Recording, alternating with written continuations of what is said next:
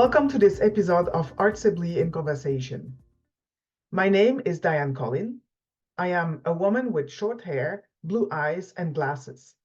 And today I wear a blue top. The background of this video is a view of a theater from the stage. This series presents artists, academics, and project leaders who dedicate their time and energy to a better accessibility for people with disabilities in the arts. You can find more of these conversations on our website, artsibly.com, which is spelled artsably.com.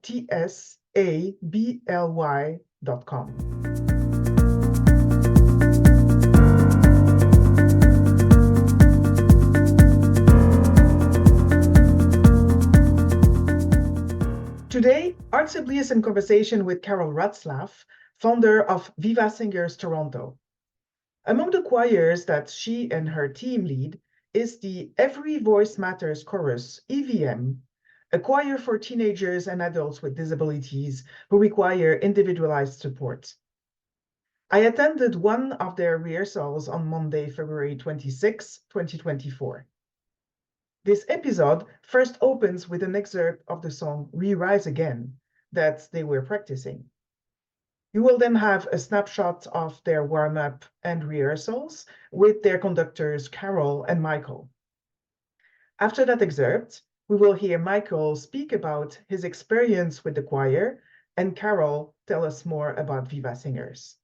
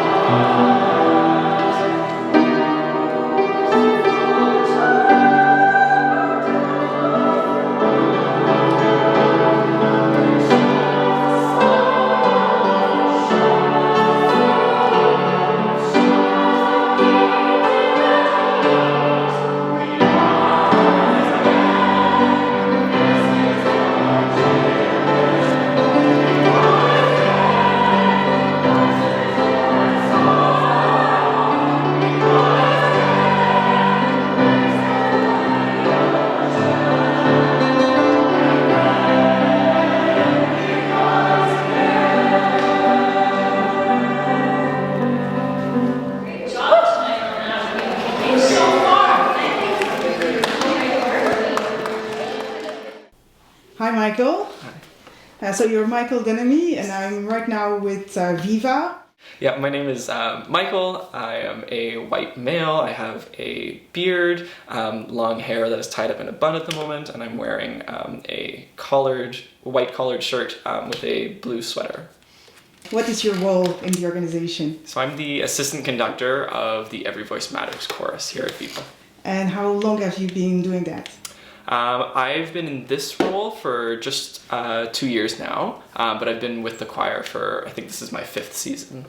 So what does it consist of, this choir exactly? Yeah, so this choir is a great inclusive group of singers for all disabilities and varying abilities depending on like physical needs, also different like mental needs, and yeah, it's just an all accessibility choir, and we often collaborate with the community choir, which is made up of different adults from the community. It's a non-audition choir, so it's really a great way to get everyone in from the community and include lots of different voices that aren't always included in other groups.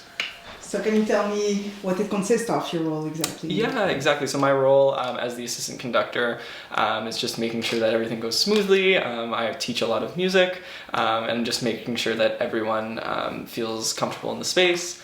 And helping anyone with sort of anything musically. Okay, and so how the format of the rehearsals, what do you do exactly during the rehearsals? Yeah, so during the rehearsals, generally either Carol or I will start with a warm-up. Often I will play the piano if Carol is teaching or if Brad is somewhere else. And that's something that I love doing. Collaborating with Carol on a weekly basis is wonderful. So we often will just take turns leading things in the rehearsals, either being up there teaching, or we often will split into smaller groups as well, to switch up the learning environment, to making sure that everyone that learns in different styles, whether it's a group or in smaller groups, is taken care of. Can you tell me like a great memory that you have in everything that you've done in the choir? Yeah, absolutely. So the one that always sticks out for me is the very first season I was with Viva. It was 2019, 2020. So it was right as we were sort of heading into the pandemic, and I believe this was when we sang Beethoven Mass in C. And at first, when I came into the group, I said, "There's no way that we can sing this. Like it's such a big work, it's so huge," and just the way that we were able to break it down for every single singer, no matter their music ability level, it was just a wonderful way to present that work. And with the assistance of the community choir and different section leads, we were able to sing through the whole Beethoven Mass in C, which is quite a substantial work. And I still remember that musical memory to this day, and I think I have most of that work memorized at this point as well, which is just a great testament to how well it was taught throughout the whole process. So this is a special choir, and I've attended a rehearsal and I was really impressed by everything that was done. But so it's all related to inclusivity and accessibility. And what is it for you to be in an organization that promotes accessibility in the arts? Yeah, absolutely. It's really important to me because I think that music should be available to everyone. It's something that I enjoy every single day of my life, and I don't really know what I would be doing without music in my life. So just to be able to share the gift of music with every singer, no matter their ability level or whatever accessibility needs they need, is really important to me. So we are often very flexible with the way that we teach things here at Viva, and I think that's a really important way for us to keep moving forward, to be able to reach as many lives as possible through music. Thank you so much. Yeah. So I am with Carol Ratzlaff today, and I just attended a rehearsal of one of the Viva choirs, and I will let Carol present this organization and these choirs. But before that, Carol, can you present yourself and provide a visual description for us? Sure. I am a senior woman with long brown hair, and I am about 5'2". I'm wearing blue jeans and just a gray shirt, and big glasses. You are the founder of Viva. Yes, I am. And what is it exactly, Viva? I know there are 7 different choirs. There are a lot of different things that you do in terms of pedagogy, in terms of rehearsals, in terms of music training, things like that. And so can you tell me a little bit more about Viva itself? Sure, yes. Well, our evolution began in the year 2000 when there were severe government cuts to school programs, especially downtown Toronto. And so I was a teacher in the school system, but I felt I had to do something outside the school system as well. It wasn't just enough to be in the system, but I had to do something in the private sector, as challenging as that is. And so I founded a children's choir, Viva Youth Singers at the time, and it grew fairly quickly, and we got work with the National Ballet right away in our first year. We've been singing with them ever since, 24 years. And so we just grew quite quickly. We had programming for children up to 18. But our community evolved based on who stuck around. Basically, we were responsive to singers who were just with us. And so as they got older and tenors and basses emerged from the crowd and they didn't leave, we created an SATB choir in about 2005.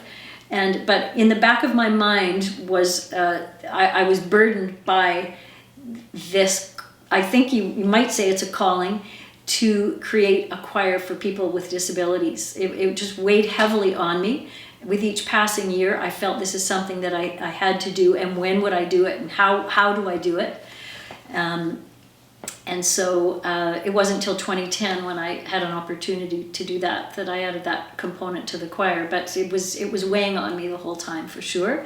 But it did start with very much just a youth focus, and with some anger at that government for not understanding that a broader curriculum is what serves children, not a narrow one.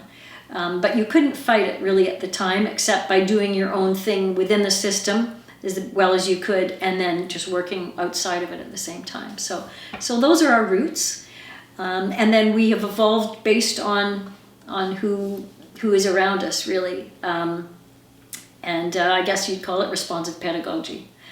And so then our non-audition community choir evolved because there were some parents around, and they wanted to sing, and so we had a little program called the 6-Week Singers. And so we have these limited time kind of projects, and then it just evolved that people wanted to sing longer than 6 weeks, and so all of these things were just from our community. But you are a voice teacher, or you are a teacher in... I am both, yes. I'm a singer and mainly a classical singer, and just done professional choral work locally. And then I taught vocal music in the schools, ended up at high school teaching choral music and so on. And and I tried to keep singing as much as I could with, my school teaching and then my Viva work, but tried to keep my hand in that as long as I could. So how did it evolve from one choir, possibly like a community choir? Was it a community choir? Yeah, we started with 2 children's choirs, and it got populated, I think, fairly readily. It was small at the beginning, but it seemed to grow quite well within 2 or 3 years. So 2 or 3 years from 2000 to 2 or 3 years later. Yeah, but it was viable. It was growing. There was interest, and so we just were able to keep going. Mind you, a number of us worked very hard for about 7 years to really launch it. We volunteered for the first few years just to get it going and assemble the board and get charitable status and all those foundational things. You never want to do that twice in your life. Yeah, I can imagine that. Yeah. So you have a big team behind a big Viva. team.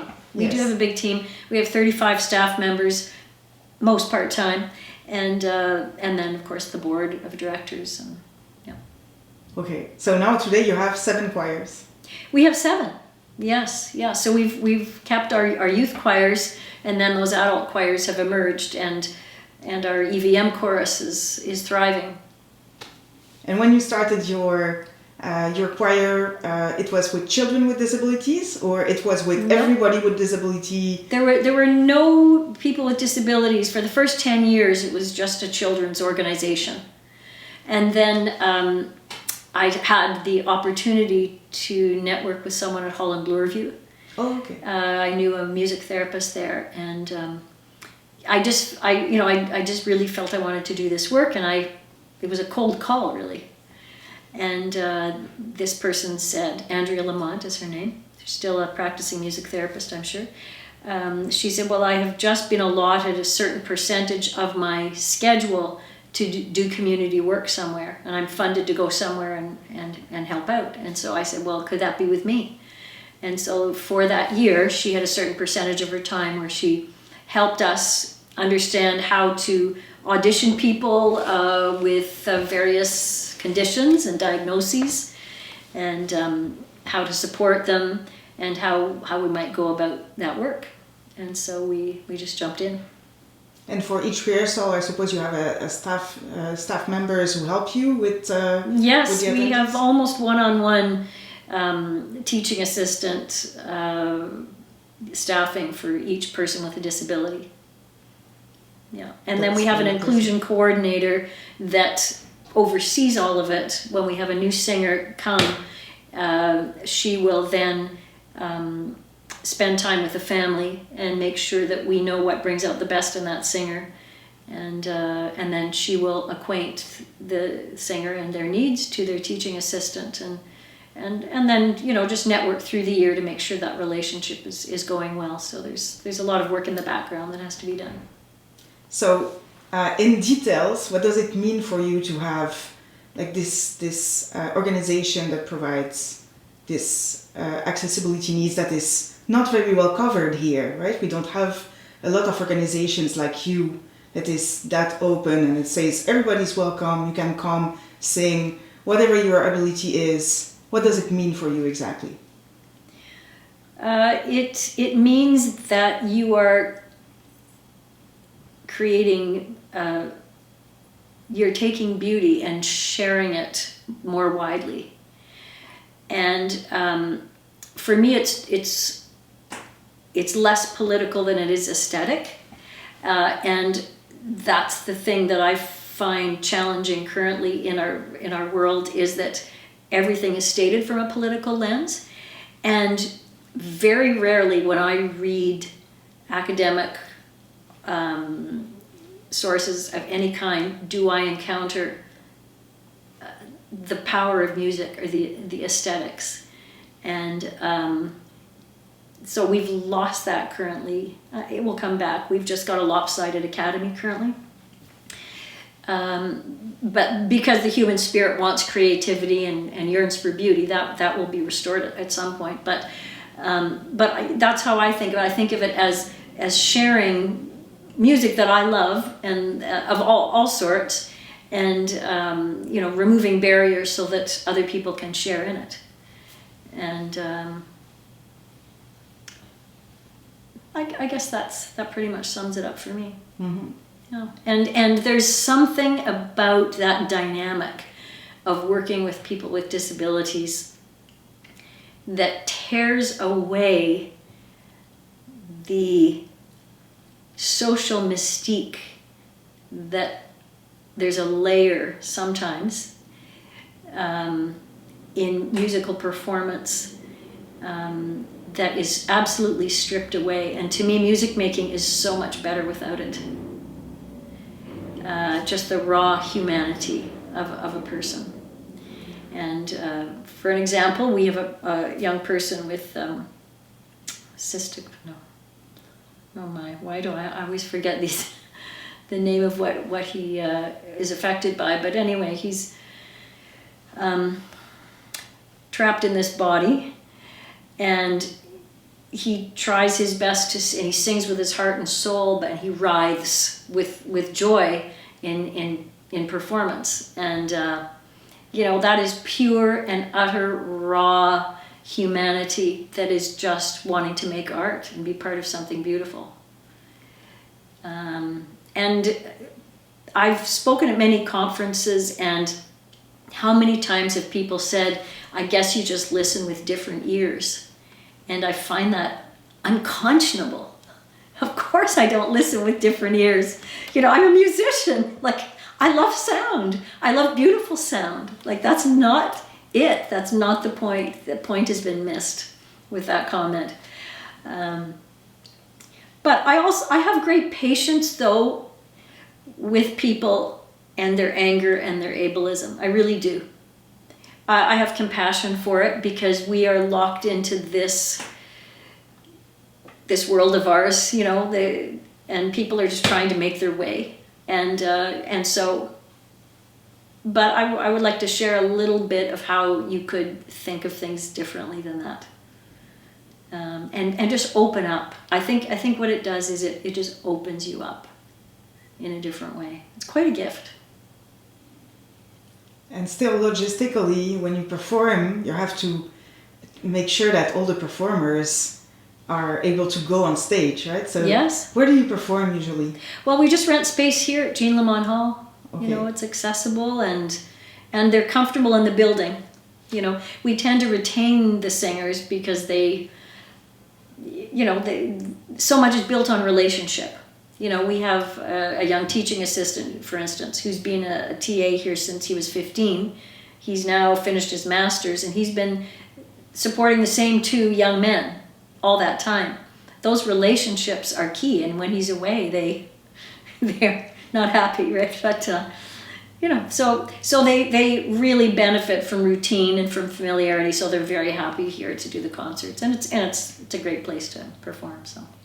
And when you do camps or when you go outside the place where you usually perform, do you struggle to find places that are accessible for like to have an instrument somewhere to rent and to make sure there is enough space for everybody to go around? Yeah, I mean, we haven't had that much opportunity to do things outside. We have, for the EVM chorus in particular, we have taken some of them to camp 1 year, because we do have a children's performing arts camp every fall. And I don't think they benefited that much from that experience. We might try it again in a different way. We did a musical just recently at Theatre Passe Muraille, and that was a great experience. And that was a young man with Down syndrome who composed a musical, and then it was professionally produced. And so we were the chorus for it. So that was really our first gig, you know, where we left home and went out and we're engaged to perform. And when is your next performance with the group? May 25th is our year-end concert, so all of our choirs will sing on that show. And so, yeah, the music that you heard tonight is what we'll perform that night. So it's called Poetry in Motion, and we have some hip-hop dancers who will dance to the Carmina Burana, and so I think it's pretty creative. Where can you find information about how to book the tickets and? Oh well, you just give your name to our manager. She'd be happy to share the info. Oh, I mean, not for me, but for people or for who anyone. want to. Yeah. Yeah. Or our website. Well, it'll be advertising it as well. Okay, great. I have a last question. Is there any person in particular that you would think in terms of inspiration of your work? Well, a few years ago, before COVID, I flew to Scotland by myself, and I went to the Drake School and saw all the amazing things they were doing in Edinburgh there. And I met James Macmillan, one of the world's great composers currently. And I had just read that he had a granddaughter with a disability who just unfortunately died. And similar to me, who I have a son with a disability. He's alive and well, I'm happy to say. But so, I mean, I don't possess a disability, neither does James Macmillan, but the common thing was that we had this close family member who had been affected. So, but his work and what sprung from that for him was this amazing project of compositions, including people with disabilities, there at the Drake School. And also school children with disabilities, and bringing together some of the finest orchestral players, in the UK, doing a major work with these people, playing instruments, that are modified or, like with the aid of technology and so on. But creating beauty out of that, it was just amazing to watch. So, that's been a real inspiration for me. There's this incredible artist, and he is able to find ways to bring beauty and to include those people. Well, thank you for your work, because I think it's very important. People like you, they're the force of this society, and we can actually show that there is great power in arts for people with disabilities, or for everybody actually.